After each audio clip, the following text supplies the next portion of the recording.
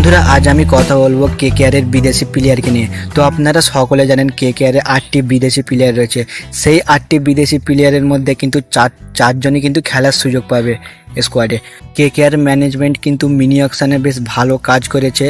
8টি বিদেশি প্লেয়ার যেমন রয়েছে, আর যেই 4টি বিদেশি প্লেয়ার খেলবে সেই 4টি বিদেশি প্লেয়ারের কিন্তু 4জন ব্যাকআপও রয়েছে, লাইক টু লাইক ব্যাকআপ রয়েছে। তো আজ এই ভিডিওর মাধ্যমে কথা বলবো যেই 4টি বিদেশি প্লেয়ার রয়েছে যারা স্কোয়াডে প্রথম ম্যাচে সুযোগ পাবে, তাদের কিন্তু 4টি ব্যাকআপও রয়েছে। তো কোন প্লেয়ারের কোন ব্যাকআপ রয়েছে আজ এই ভিডিওর মাধ্যমে আলোচনা করব। তো ভিডিওটি ইন্টারেস্টিং হতে চলেছে। যারা আমার চ্যানেলে প্রথমবার এসেছেন চ্যানেলটিকে সাবস্ক্রাইব করে দেবেন, আর আপনারা যদি কলকাতা নাইট রাইডার্সের ফ্যান হন তাহলে ভিডিওটিকে একটি লাইক করে দেবেন। তো চলুন ভিডিওটি শুরু করা যাক। তো প্রথমে রাসেলের কথা বলা যাক। তো রাসেলের ব্যাকআপ হিসাবে রয়েছে সারফেন রাদারফোর্ড।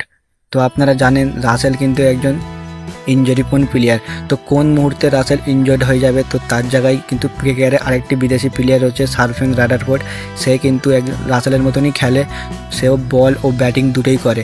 তো রাসেলের ব্যাকআপ হিসাবে কেকেআরে রয়েছে সারফেন রাদারফোর্ড। এবার নারায়ণের কথা বললে নারায়ণের ব্যাকআপও কিন্তু কেকেআর মিনি অকশন থেকে নিয়েছে মুজিবুর রহমানকে। তো নারায়ণে যদি খারাপ পারফরমেন্স করে তার জায়গায় কিন্তু মুজিবুর রহমান রয়েছে।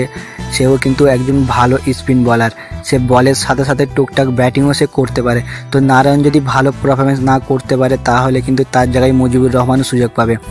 এবার মিচেল স্টার্কের কথা বললে মিচেল স্টার্কের ব্যাকআপ হিসাবে কলকাতা নাইট রাইডার্স প্রথমে তো গাস্ট আটকিনসনকে নিয়েছিল। তো গাস্ট আটকিনসন সে আইপিএল খেলবে না, তো তার রিপ্লেসমেন্ট হিসাবে কেকেআর শ্রীলঙ্কার ফাস্ট বলার দুষ্মন্তা চামিরাকে নিয়েছে।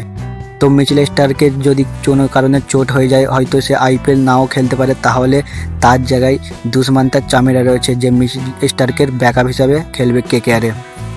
এবারে রয়েছে রহমানুল্লাহ গুরবাজ। তো রহমানুল্লাহ গুরবাজেরও ব্যাকআপ রয়েছে জেসন রয়। তো রহমানুল্লাহ গুরবাজ কিন্তু wicket keeper batsman, Jason Roy কিন্তু একজন ব্যাটসম্যান। তো রহমানুল্লাহ গুরবাজ যদি ভালো পারফরমেন্স করে তাহলে কিন্তু সে প্রত্যেকটা ম্যাচে সুযোগ পাবে, কারণ সে উইকেট কিপার, আর সে প্রথম ম্যাচেও সুযোগ পাবে উইকেট কিপার হিসাবে। তো সে যদি ভালো পারফরমেন্স না করতে পারে তাহলে কিন্তু তার জায়গায় জেসন রয়কে খেলাবে কেকেআর। তো রহমানুল্লাহ গুরবাজ যখন খেলবে না তাহলে তার জায়গায় শেখার ভারতকে উইকেট কিপার করতে হবে। তো বন্ধুরা এই 4টি বিদেশি প্লেয়ারের 4টি ব্যাকআপও রয়েছে। মিনি অকশন থেকে কিন্তু কেকেআর এই কাজটি ভালো করেছে, যে 4টি প্লেয়ার রয়েছে সেই 4টি প্লেয়ারে কিন্তু 4টি লাইক টু লাইক ব্যাকআপও নিয়েছে। এরকমই কেকেআরের ভিডিও আপনারা যদি দেখতে চান তাহলে চ্যানেলটিকে সাবস্ক্রাইব করে রাখবেন। আপনারা যদি কেকেআরের ফ্যান হন তাহলে ভিডিওটি একটি লাইক করবেন। আবারও অন্য কোনো ভিডিওতে দেখা হবে। ধন্যবাদ।